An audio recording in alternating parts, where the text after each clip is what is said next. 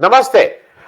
Professor अभय दुबे के साथ बातचीत में आपका स्वागत है। और ये हफ्ता तो बहुत ही राजनीतिक रूप से बहुत ही उथल पुथल वाला, लेकिन मैं ऐसे देखता हूं कि जैसे कभी कभी घर में कोई बड़ा आता है तो सबको कुछ ना कुछ दे देता है।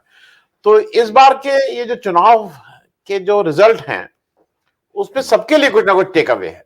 कोई भी पार्टी को दिक्कत नहीं है, सब पार्टी को कहने के लिए कुछ ना कुछ मिल गया है, सब खुश हैं, अपने अपने तरह से उसका लोग समीक्षा कर रहे हैं। गुजरात में अभूतपूर्व विजय भाजपा की। हिमाचल प्रदेश 2018 के बाद कांग्रेस कम से कम कोई इलेक्शन जीती किसी स्टेट में। और आम आदमी पार्टी एमसीडी को ही लेके खुश है कि चलो भाई एमसीडी आ गया। प्रोफेसर आदित्य साहब, शुरू गुजरात से इसलिए करते हैं कि गुजरात इंपॉर्टेंट है। गुजरात में ऐसा लग रहा है कि अब तो कोई ऑपोजिशन ही नहीं रह गया। अब वो एक तरफा, मतलब मोदी जी कह लीजिए, बीजेपी कह लीजिए, उनकी सरकार, कोई ऑपोजिशन नहीं, लीडर ऑफ ऑपोजिशन भी नहीं बनेगा। तो जरा पहले गुजरात से हम लोग शुरू करें। गुजरात की इतनी सफलता पे आपकी बेसिक ओपनिंग टिप्पणी। देखिए, ये सफलता नियोजित भी है और परिस्थिति जन्य भी है। और इसके पीछे एक योजना भी है भारतीय जनता पार्टी नरेंद्र मोदी की, और साथ में परिस्थितियों ने भी उनका साथ दिया है। दोनों बातें हैं इसके अंदर। मैं दोनों बातों को इस तरीके से कहूंगा कि जब 2017 में भारतीय जनता पार्टी गुजरात में हिल गई थी और कांग्रेस ने 77 सीटें प्राप्त की थी और भाजपा को 99 सीटें रह गई थी, आपको ध्यान होगा कि उस वक्त इस परिणाम से निराश न होकर भारतीय जनता पार्टी ने दिल्ली में अपने केंद्रीय कार्यालय में एक बहुत बड़ा स्वागत समारोह किया था, जिसके अंदर नरेंद्र मोदी और अमित शाह के ऊपर फूल बरसाए गए थे। तो हम लोगों को बड़ा ताज्जुब हुआ था कि ये कोई जीत, ऐसी जीत तो नहीं है इसमें फूल बरसाए जाए। लेकिन आप देखिए, उस फंसी हुई जीत के बाद गुजरात में भारतीय जनता पार्टी ने कौन कौन से कदम उठाए अपना कील कांटा दुरुस्त करने के लिए। उन्हें साफ दिख गया था कि विजय रूपानी के खिलाफ एक एंटी इनकम्बेंसी है। वो जिस तरीके से सरकार चलाते हैं, उससे जनता में भारतीय जनता पार्टी की लोकप्रियता नहीं बढ़ रही है। तो उन्होंने बड़ी कुशल, बहुत तेजी दिखाते हुए बहुत जल्दी ही कुछ ही दिन बाद अपने संगठन का ओवरहॉल किया, संगठन को दुरुस्त किया। और सीआर पाटिल को, जो है तो महाराष्ट्रियन मूल के लेकिन गुजरात में काम करते हैं, सीआर पाटिल को पार्टी का अध्यक्ष बनाया। अब ये सीआर पाटिल, जिनका नाम आजकल बहुत चर्चा में है और अखबारों में उनके प्रोफाइल छप रहे हैं, ये दरअसल कौन है? इन्होंने ऐसा क्या किया जिसकी वजह से उन्हें गुजरात में पार्टी का अध्यक्ष बनाया? जब उन्होंने लोकसभा का चुनाव गुजरात से लड़ा था तो उन्हें बहुत जबरदस्त जीत हासिल हुई थी, बहुत वोट हासिल हुए थे। तो उस वोट हासिल करने के पीछे एक संगठनात्मक युक्ति थी। वैसे तो गुजरात में सभी सीटें भारतीय जनता पार्टी ने जीत ली थी, लेकिन सीआर पाटिल ने एक संगठनात्मक युक्ति अपनाई थी कि जो गुजरात में चुनाव लड़ने के लिए भाजपा का जो एक पुराना तरीका था, जिसके केंद्र में पन्ना प्रमुख की हैसियत होती है, सीआर पाटिल ने उस तरीके में एक परिवर्तन किया अपने निर्वाचन क्षेत्र में प्रयोग के तौर पर, और उन्होंने उसको पन्ना कमेटी में बदल दिया। यानी वोटर सूची के एक पेज के ऊपर, एक पन्ने के ऊपर जितने भी वोटर होते हैं, बजाय इसके कि कोई एक व्यक्ति उन सब वोटरों को बाहर निकालने, उनके बीच में प्रचार करने और उन्हें मतदान केंद्र तक पहुंचाने का काम करेगा, उन्होंने उसके लिए पार्टी कार्यकर्ताओं की एक कमेटी बनाई।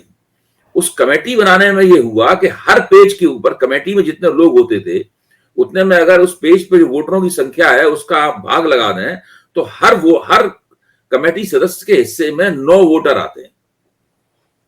तो एक व्यक्ति की जिम्मेदारी हो गई 9 वोटरों को गोलबंद करने की, उन तक पार्टी का प्रचार साहित्य पहुंचाने की, उन परिवार में जाने की, उनसे पार्टी को वोट देने की अपील करने की, और उनको मतदान के दिन मतदान केंद्र तक लाने की। तो उसकी वजह से भाजपा अपने समर्थक वोटरों को बहुत बड़े पैमाने पर घरों से निकालने में और मतदान केंद्र तक पहुंचाने में कामयाब रही। तो सीआर पाटिल की ये खूबी थी। इस खूबी को नरेंद्र मोदी ने पहचाना और उनको, बावजूद इसके कि वो गुजरात के नहीं है, गुजराती मूल के नहीं है, उनकी जिस तरह बोलते हैं उससे भी लगता है उनमें मराठी लहजा उनको गुजरात कांग्रेस का अध्यक्ष बनाया। इसके तुरंत बाद उन्होंने विजय रूपानी और उनकी सरकार को वास्तव में रातों रात बर्खास्त कर दिया। वो एक ऐतिहासिक किस्म का कदम था, एक ऐसा कदम था इसमें न केवल मुख्यमंत्री को बदला गया बल्कि उनकी पूरी जो मंत्रिपरिषद थी उसको हटा दिया गया, और उस मंत्रिपरिषद में नितिन पटेल जैसे लोग थे जो कि मुख्यमंत्री पद के दावेदार थे और पटेलों के बहुत महत्वपूर्ण नेता माने जाते थे गुजरात में, सबको बेदर्दी के साथ हटा दिया गया। और सबसे ये भी एक तरह संदेश भी दे दिया गया कि अब आपका राजनीतिक करियर खत्म है, अब आपको आगे टिकट विकट भी नहीं मिलेगा, आपने भाजपा की जो सेवा करनी थी आपने कर ली, अब आप चुपचाप घर पे बैठिए। मतलब ये एक बहुत असाधारण किस्म का कदम था। और जिन लोगों को उन्होंने मंत्री बनाया और मुख्यमंत्री बनाया, उन लोगों के पास प्रशासन का कोई अनुभव नहीं था। और इससे साफ जाहिर था कि गुजरात की सरकार का सारा कामकाज सीआर पटेल, संगठन का काम सीआर पटेल देखेंगे, और नए मुख्यमंत्री भूपेंद्र पटेल के जरिए दिल्ली से सारा कामकाज चलेगा। और अमित शाह गुजरात के एक तरह के डिफेक्टो चीफ मिनिस्टर बन गए। फिर ये तो नियोजित प्रयास रहा। इसके पीछे परिस्थिति ने कैसे साथ दिया, यानी इस प्रयास में परिस्थिति जन्य कारकों की क्या भूमिका है, तो उसमें आप देखिए जब आम आदमी पार्टी गुजरात के रण में कूदी तो वो सबसे पहले मुझे लगता है कि वो देहाती इलाकों में कांग्रेस से भिड़ गई। गुजरात में आमतौर पर राजनीतिक प्रभाव का बंटवारा कुछ इस तरह का है कि देहातों में कांग्रेस का प्रभाव है और शहरों में भाजपा का प्रभाव ज्यादा है। इसका ये नहीं कि शहरों में, देहातों में भाजपा का प्रभाव शून्य है और कांग्रेस का शहरों में शून्य, ऐसी बात नहीं, लेकिन आमतौर पर यह बंटवारा है। लेकिन आम आदमी पार्टी ने देहात में कांग्रेस के खिलाफ उन्होंने मोर्चा खोला और कांग्रेस समर्थक वोटों को बड़ी तेजी के साथ अपनी ओर खींचा। जी। दूसरे चरण में उन्होंने कोशिश की कि वो शहरों में जाएं और भाजपा समर्थक वोटों को भी उसका एक हिस्सा अपनी ओर खींचे। तो आम आदमी पार्टी को गांव में तो कामयाबी मिली, उन्होंने कांग्रेस के वोट तो स्प्लिट कर दिए, लेकिन शहरों में वो भाजपा के वोटों को उस तरीके से स्प्लिट नहीं कर पाई। जी जी। तो ये 13% वोट जो आम आदमी पार्टी को मिले हैं, ये मुख्य तौर पर ग्रामीण इलाके के वोट हैं। तो उसमें कांग्रेस जो सीटें जीत सकती थी वो सीटें कांग्रेस हार गई और वो भारतीय जनता पार्टी उन सीटों को जीत गई। जी। और शहरों में भाजपा ने उसी तरीके से जीतना जारी रखा जिस तरीके से वो पहले जीतती रही थी। तो इस पूरी प्रक्रिया में भाजपा को अपनी सीटें बढ़ाने का मौका मिल गया। जी प्रोफेसर साहब, मैं गुजरात का एक बात कह के फिर मैं हिमाचल पे आ जाऊं। जो मेरे दो ऑब्जर्वेशन है, ये जो आप बात कह रहे हैं कांग्रेस की, ये उनके जिग्नेश मेवानी का आज बयान है ऑन रिकॉर्ड। उन्होंने कहा मुझे नहीं यूज किया गया। वो कह रहे हैं कि मुझे अपने ये तो वो खुद कह रहे हैं जो वहीं के हैं और जो कह रहे हैं कि तो, मतलब कांग्रेस तो जैसे लड़ रही तो पता ही है। लेकिन मैं एक छोटी सी टिप्पणी कर दूं कि कांग्रेस का एटीट्यूड टुवर्ड्स चुनाव और बीजेपी का एटीट्यूड टुवर्ड्स चुनाव, ये जो सीआर पाटिल साहब की जिनकी आप बात कर रहे हैं, जिनका अब नाम हो रहा है, कभी कभी कोई कह रहा है कि नहीं वो शायद नेशनल प्रेसिडेंट बनाए जाएंगे, इनका बैकग्राउंड अगर कोई देख ले तो कोई पार्टी इनको कुछ बनाती नहीं।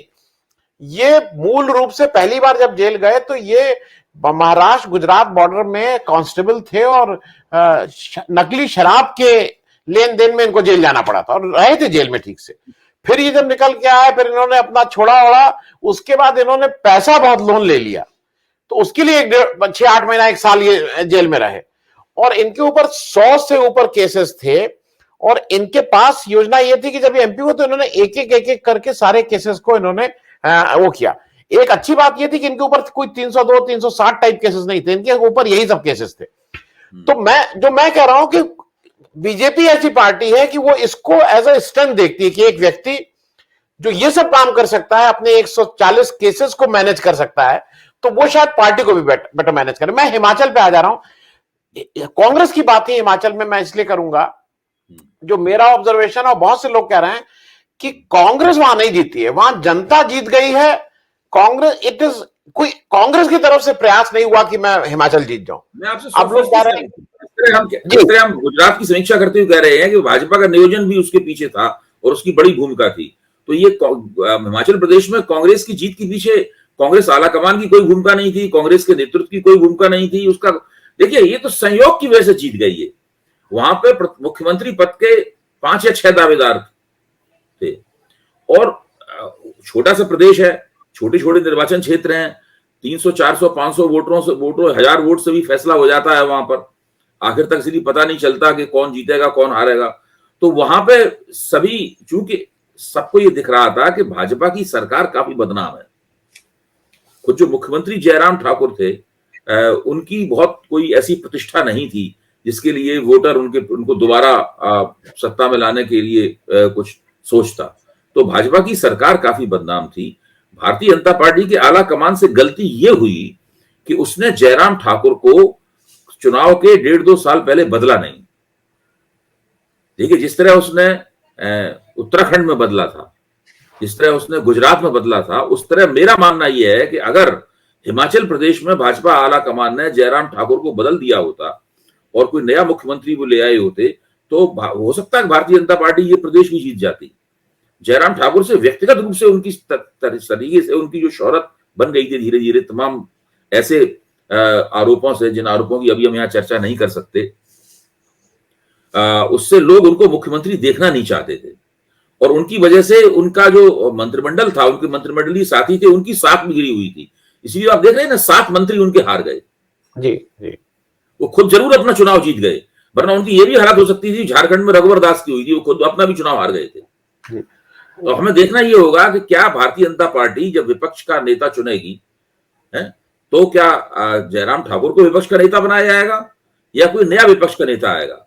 मुझे तो लगता है कि भाजपा जयराम ठाकुर को बदलने जा रही है पूरी तरीके से। दूसरे, भारतीय जनता पार्टी के अंदर जो अंतर्कलह थी, इसका भी कांग्रेस को बहुत लाभ हुआ। इस अंतर्कलह पे भी देखना चाहिए। जब से जगत प्रकाश नड्डा को पार्टी की बागडोर मिली और वो भारतीय जनता पार्टी में बहुत एक शक्तिशाली हैसियत में उभरे, हिमाचल प्रदेश उनका गृह प्रदेश है, तो मुझे लगता है कि उन्होंने तय किया है कि धूमल परिवार को खत्म कर देना है और वो धूमल परिवार को खत्म करने में जुट गए।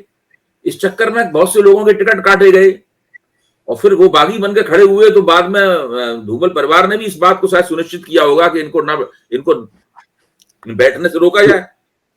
जी जी, तो कई ऐसी परिस्थितियां थी। फिर one time old pension scheme वाला पहलू जो कांग्रेस ने उठाया है, तो हिमाचल प्रदेश जैसे लोग जगह कामयाब रहा, गुजरात में तो उसकी कोई अहमियत है नहीं है। फिर अग्निवीर वाली बात थी, वो भी भाजपा सरकार के खिलाफ गई। फिर सेब किसानों की जो परेशानियां थी, वो भी भाजपा सरकार के खिलाफ गई। फिर वहां कांग्रेस ने, इतना श्रेय कांग्रेस को भी दिया जा सकता है कि उसने वो 10 वायदे किए जिसमें महिलाओं को लुभाने वाले वायदे भी शामिल थे। तो इन तमाम चीजों, और आप देखिए गुजरात में तो नहीं, प्रियंका गांधी देर से ही सही लेकिन हिमाचल प्रदेश गई और उन्होंने 5 रैलियां की वहां पे। जी, गुजरात में तो कुछ नहीं किया उन्होंने, गई नहीं, दर्शन ही नहीं दिए गुजरातियों को उन्होंने अपने। तो ये कुछ ऐसी स्थितियां थी जिससे कुल मिलाकर कांग्रेस जीत गई। बदलाव की जो, अगर आप हिमाचल प्रदेश की जमीनी राजनीति की जानकारी रखने वाले पत्रकारों और समीक्षकों से बात करें, उसमें एक डॉक्टर शशि भूषण है जिनसे मैंने बहुत लंबी बातचीत की, तो उससे उनका कहना था कि जमीन पर बिल्कुल तय था कि भारतीय जनता पार्टी किसी तरह नहीं जीत सकती। जी। और तमाम कोशिशों के बावजूद मोदी ने भी आखिर में बहुत वहां पे जोर मारा और अपने आप को निजी तौर पे सामने रखा हिमाचल, और लेकिन वो भारतीय जनता पार्टी वहां नहीं जीत पाई और कांग्रेस की खूबसूरत जीत हुई, 40 सीटें प्राप्त हुई उन्हें। ये 68 की विधानसभा में बहुत कोई छोटी बात नहीं है। नहीं, मैं एक और चीज इसमें सिर्फ ऐड कर दूं, क्योंकि मुझे एक चीज और, कल जब मैं बात कर रहा था किसी से, उनके चरित्र का भी एक फर्क, मैं इस स्टेट के चरित्र की बात कर रहा हूं। वो जो चार्टर प्लेन कांग्रेस का ले गए और लोग कहे कि सब एमएलए को यहां से ट्रांसपोर्ट करो, तो वहां के एमएलए ने कहा कि नहीं, हम लोग कोई नहीं बिकेगा और कोई जाएगा भी नहीं। तो मुझे ये लगता है कि ये भी एक बड़ी बात है कि उत्तराखंड जैसी राजनीतिक संस्कृति वहां पे नहीं है। हाँ, जिस तरीके से बड़े उत्तराखंड में बड़े पैमाने पर दल बदल होते हैं, वैसा वहां पे नहीं है। वहां पे मुझे वहां के पत्रकारों ने बताया कि ये वहां पे इस तरीके से नहीं हो पाएगा।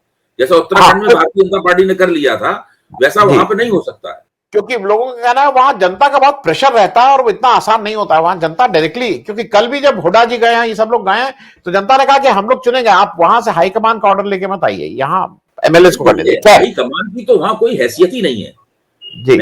हाईकमान ने कोई भूमिका नहीं खास ने भाई, उल्लेखनीय भूमिका है नहीं। कांग्रेस हाईकमान कमजोर भी बहुत है। कांग्रेस हाईकमान के आदेश में वो ताकत नहीं रही। ऐसा उन्होंने आदेश दिया और उनके आदेश को पंजाब के बाद में हाईकमान की हालत खस्ता है, हाईकमान की प्रतिष्ठा की हालत खस्ता है। तो अब कांग्रेस हाईकमान के सामने भी बहुत बड़ी चुनौती है कि भाई वो हिमाचल प्रदेश में किसको मुख्यमंत्री बनाए। बहुत बड़ी दावेदार प्रतिभा सिंह है, उन्होंने वीरभद्र सिंह की वो मानती है कि पूरी राजनीतिक विरासत हमारे पास है। फिर वो दूसरे हैं सुखपाल सिंह, क्या नाम मैं भूल रहा हूँ, सुक्खू जो करंट प्रेसिडेंट है। वो एक पत्रकार भी है, मुकेश अग्निहोत्री, वो है, राठौर साहब हैं, राठौर साहब, कई लोग जो हैं वो, और खास बात ये है कि मुख्यमंत्री पद के दावेदारों को लगता था कि भाजपा के खिलाफ बहुत एंटी इनकम्बेंसी है, इसलिए कांग्रेस जीत ही जाएगी। इसलिए उन्होंने भरपूर एक दूसरे को काटने की बजाय भरपूर कोशिश की कि वो खुद भी जीतें और अपने समर्थक जो जिनको टिकट मिले हैं उनको भी जिताने की कोशिश करें। इस चक्कर में भी कांग्रेस के अंदर बहुत ज्यादा अंतर्कलह नहीं हुई। ये अपने हाथ में अजीब सी घटना है कि इतने ज्यादा दावेदारों होने के बावजूद एक दूसरे की टांग नहीं खींची गई। सब लोग चक्कर में रहे, पार्टी जीत जाए फिर तय करेंगे कौन मुख्यमंत्री बनेगा। मैं सिर्फ एक चीज लेकिन कह दूं कि नड्डा जी जितने रिस्पॉन्सिबल थे उतने ही अनुराग ठाकुर भी थे। अनुराग ठाकुर के बारे में बार बार ये कहा जाता था कि जयराम ठाकुर को वो काम नहीं, वो डायरेक्टली रिमोट से वो चला रहे थे एक काफी समय तक स्टेट को, और उसकी वजह से भी दिक्कत हुई है। खैर अब एमसीडी पे आ जाए क्योंकि ये भी एक बड़ा है। वैसे देखिए तो एमसीडी का चुनाव तो नगर पालिका का चुनाव है, लेकिन सभा उसको बड़ा पेश किया गया और ये हुआ कि आम आदमी पार्टी की बड़ी जीत। हालांकि मेरे हिसाब से वहां बीजेपी ने बहुत अच्छा किया है। जिस तरह से बीजेपी जितनी सीटें जीत गई है उसकी कहीं उम्मीद नहीं थी। कांग्रेस तो साफ होना ही था, कांग्रेस साफ हो गई है। मैं एमसीडी पे आपका, क्योंकि आम आदमी पार्टी के लिए बहुत जरूरी था ये जीत। मैं जीत को छोटा नहीं मानता हूं, मैं जीत को बड़ा मानता हूं, क्योंकि ये जीत एक बहुत ही जबरदस्त और साधारण किस्म की योजना का मुकाबला करके हुई है। जिस तरीके से गुजरात में पहले से तय था कि जीतेगी भाजपा ही, बहस इस बात पे थी कितना जीतेगी, बहस इस बात पे थी कितना जीतेगी। इसी तरीके से दिल्ली में भी तय था कि जीतेगी आम आदमी पार्टी ही महानगर पालिका का चुनाव, लेकिन बहस कितना जीतेगी, उसको कितने 150 सीटें मिलेंगी या तो 70 सीटें मिलेंगी या केवल साधारण बहुमत मिलकर रह जाएगा, क्या होगा, ये 125 130 के बीच में सीटें मिलेंगी। तो इस तरह की बहस थी। तो आम आदमी पार्टी के अलावा किसी और को जीतना नहीं था। लेकिन भाजपा ने 7-8 महीने पहले ही देख लिया था कि उसकी बहुत ही भीषण पराजय होने वाली है। इसलिए उसने सोचा कि क्यों ना जो महानगर पालिका है उसके 3 निगमों में बटी हुई है, उसके पूरे किरदार को ही बदल दिया जाए। जी। तो बहुत संक्षेप में मैं ये कहूं कि उसको उन्होंने उस कारपोरेशन को जोड़ा, 3 को जोड़ के 1 किया, जिसको शीला दीक्षित ने 1 के बदले 3 कर दिया था। शीला दीक्षित ने क्यों किया था, इसके बारे में बहुत सारे प्रशासनिक तर्क दिए जा सकते हैं कि दिल्ली बहुत बढ़िया, ये बात प्रशासनिक नहीं थी, ये बात राजनीतिक पॉलिटिकल थी। जी, शीला दीक्षित चाहती थी कि चुना हुआ मेयर बहुत ही शक्तिशाली, एक जनता द्वारा चुना गया मेयर होता है, वो मुख्यमंत्री को चुनौती न दे पाए और 2 बड़ी चुनी हुई हस्तियां ना हो, इसलिए उन्होंने एक शक्तिशाली मेयर को 3 कमजोर मेयरों में बदल दिया। भाजपा ने इस बात को भांपा और उसने कहा कि अगर किसी तरीके से हमारा मेयर बन जाए तो अरविंद केजरीवाल की जो निर्वाचित हस्ती है उसके मुकाबले हम एक बड़ी निर्वाचित हस्ती खड़ा कर सकते हैं जो अपने आप को सुपर मुख्यमंत्री के तौर पर पेश कर सकते हैं। तो भाजपा इस अपने उद्देश्य में सफल नहीं हो पाई, लेकिन मैं ये कहूंगा कि वो काफी नजदीक भी पहुंच गई। तो आम आदमी पार्टी जिस रणनीति का मुकाबला कर रही थी वो अपने आप में बड़ी असाधारण रणनीति थी। उसमें परिसीमन किया गया। परिसीमन में आम आदमी पार्टी के प्रभाव वाले जो वोटर तबके होते हैं उनको काट पीट कर उसके लिए जरूरी था कि वार्डों का आकार बढ़ाया जाए, इसीलिए ज्यादा वार्ड थे वो कम हो गए, 270 के 250 हुए जी, 20 वार्ड कम कर दिए गए। उस चक्कर में हुआ ये कि बहुत सारे वार्डों में जो आम आदमी पार्टी के समर्थक हिस्से थे उन आबादियों को बीजेपी समर्थक आबादियों के तहत डाल दिया गया उसमें। तो बहुत सारा ऐसा काम किया गया वहां पर दिल्ली में कि किस तरीके से आम आदमी पार्टी को जीतने से रोका जाए और एक कम से कम भाजपा के लिए एक आउटसाइड चांस, कम से कम एक कमजोर संभावना तो चुनाव जीतने की खुलेगी। जी। इसीलिए देखिए भाजपा के मन में ख्वाब ये था कि हमारा मेयर होना चाहिए। इसीलिए जैसे ही आम आदमी पार्टी को स्पष्ट बहुमत मिला तभी लोगों ने कहना शुरू कर दिया कि मेयर तो हम अपना चुनवाएंगे। ये तो बाद में आज आदेश गुप्ता ने आज की तारीख में कल कहा कि नहीं, मेयर आम आदमी पार्टी को बहुमत मिला है, वो अपना मेयर चुनवाए, हम अपना उम्मीदवार भी नहीं खड़ा करेंगे। देखिए होता क्या है, जो एमसीडी है उसको विधायिका की हैसियत नहीं प्राप्त होती है, तो वहां दलदल कानून नहीं लागू होता है, वहां व्हिप नहीं जारी होता है वहां पर। तो वहां पर अगर कोई भी सदन में जब मीटिंग हो रही हो सदन की और कोई किसी चीज का चुनाव हो रहा हो तो उसमें अगर एक पार्टी के लोग दूसरी पार्टी को वोट दे दें तो उनके खिलाफ कोई कार्रवाई नहीं हो सकती। जी। नहीं, और उनका शायद इलेक्टोरल कॉलेज भी जो मेयर का है उसमें वो विधानसभा सदस्य, एमपी, ये सारे लोग इन्वॉल्व रहते हैं। खैर, हाँ अब मैं एक चीज जल्दी से और आपसे इसलिए कर लूं क्योंकि यूपी में भी बाय इलेक्शंस हुए, पूरे देश में हुए, लेकिन यूपी का मैं खास करके बात कर लूं। डिंपल यादव अभूतपूर्व वोटों से जीती, मतलब जो मुलायम सिंह यादव जी भी नहीं वोटो उतने वोटों से जीती। रामपुर में जो हुआ, आज के पेपर में भी आप देखिए, वो 23% वोट अल्पसंख्यक के उसमें पड़े हैं, सामने सामने दिख रहा था। और खतौली में एक आरएलडी के जयंत चौधरी व्यक्तिगत रूप से लगे डोर टू डोर और वो जीत के आए। सिर्फ मैं ये पूछ रहा हूं कि जो डिंपल यादव जी की जीत है, वो लोग कह रहे हैं कि it is a tribute to Netaji. मुझे ऐसा लगता है कि लोगों का थोड़ा गुस्सा भी है। देखिए, मैं इस प्रकार की जो बातें होती हैं जुमलेबाजी की, मैं इनसे बिल्कुल प्रभावित नहीं होता। मेरा मानना है कि मैनपुरी का जो मतदाता मंडल है उसका सामाजिक चरित्र क्या है, इसके ऊपर ध्यान देना चाहिए। उस सामाजिक चरित्र में अगर यादव वोट एकताबद्ध होकर और मुसलमान वोट एकताबद्ध होकर और दूसरे समाजवादी पार्टी का जो परंपरागत वोट था वो एकताबद्ध होकर उनको मिलेगा तो उनको हराना नामुमकिन है। कहीं ना कहीं उसमें सेंध भाजपा को लगानी चाहिए थी। भाजपा ने उस सेंध को लगाने के लिए कुछ नहीं किया। यहां तक कि शिवपाल यादव, जो कि पहले अखिलेश यादव से नाराज चल रहे थे, जब उन्होंने समर्थन दे दिया पूरी तरीके से समाजवादी पार्टी को, और वो चुनाव के अंत में मतगणना के बाद में समाजवादी पार्टी में उन्होंने अपनी पार्टी का विलय भी कर दिया, उसके बाद में उनकी डिंपल यादव की जीत में कोई संदेह नहीं रह गया था। देखिए, अगर हम लोग वास्तव में भारतीय जनता पार्टी को चाहते हैं कि भारतीय जनता पार्टी विपक्ष का स्पेस भी ना हड़प ले और लोकतंत्र में विपक्ष मजबूत हो, तो विपक्ष के अंदर जो कमियां और विकृतियां हैं, इस तरह की चुनावी जीतों के पीछे उनको छिपाना हमें नहीं चाहिए। भाई, ये क्यों होता है कि भाई मुलायम सिंह की जगह लेने के लिए मुलायम सिंह की बहू ही आए, मतलब इसको नरेंद्र मोदी को मौका मिलता है कि भाई आप परिवारवाद चला रहे हैं, आपको केवल अपने परिवार के लोग ही सब जगह। अब आजमगढ़ से लड़ रहे हैं तो धर्मेंद्र लड़ रहे हैं, मैनपुरी से लड़ रहे हैं तो डिंपल लड़ रही है, कोई और मिलता ही नहीं है इतनी बड़ी समाजवादी पार्टी में उनको लड़ाने के लिए। तो इसमें इसके पीछे ये भी डर है कि जो मुलायम सिंह, जो समाजवादी पार्टी का पारंपरिक आधार है, अगर परिवार के किसी सदस्य, यानी अखिलेश जो मुख्यमंत्री पद के उम्मीदवार हैं, उनकी पत्नी को अगर नहीं लड़ाया जाएगा, किसी कार्यकर्ता को टिकट दे दिया जाएगा, तो हो सकता है कि वो जनाधार उस कार्यकर्ता को उस तरह से समर्थन न देता, इस तरह डिंपल को समर्थन मिला है जी। उस तरीके उतना प्रयास भी नहीं होता उसको चुनाव जिताने के लिए। तो आप कल्पना कीजिए कि उम्मीदवार मान लीजिए कोई और होता, अगर डिंपल यादव नहीं होती, उम्मीदवार और कोई होता, तो क्या नतीजा ऐसा ही होता? नहीं, और नतीजा ही नहीं, क्या अखिलेश यादव निकलते जब अपने धर्मेंद्र यादव के लिए घर से नहीं निकल एक दिन प्रचार करने नहीं गए आजमगढ़ में? तब मैं तो आपको ये कहता हूं कि अगर रघु प्रकाश राजभर ने आजमगढ़ में जाके प्रचार ना किया होता समाजवादी पार्टी का, तो वहां धर्मेंद्र तीसरे स्थान पर चले जाते जी। मैं एक चलते चलते एक अंतिम और इसलिए बात, क्योंकि वो एक नैरेटिव और बनाया जा रहा है। नड्डा जी भी अपनी स्पीच में परसों रात में उन्होंने इस बात को कहा कि हम केवल 37,000 वोट हमारे कम थे और 15 सीटें से हम पीछे हो गए।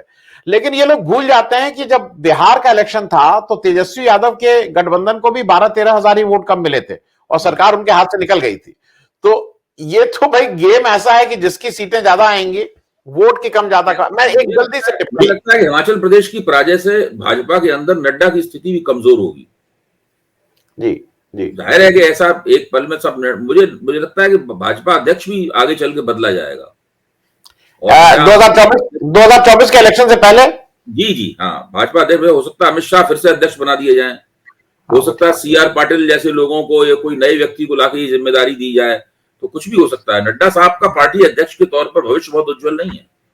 हाँ, मैं खत्म करने से पहले, मुझे उस दिन की तस्वीरें देख के दो लोगों के ऊपर थोड़ा सा वो लग रहा है, मुझे लग रहा है कुछ होने वाला है। एक तो नड्डा जी को जितनी इज्जत उस दिन दी गई, इतनी इज्जत मैंने कभी देते हुए नहीं देखा। उनको बीच में अमित शाह उनके बीच में बिठाया गया, उनसे भाषण भी दिलवाया गया, जो माला पहनाई गई उसमें वो भी।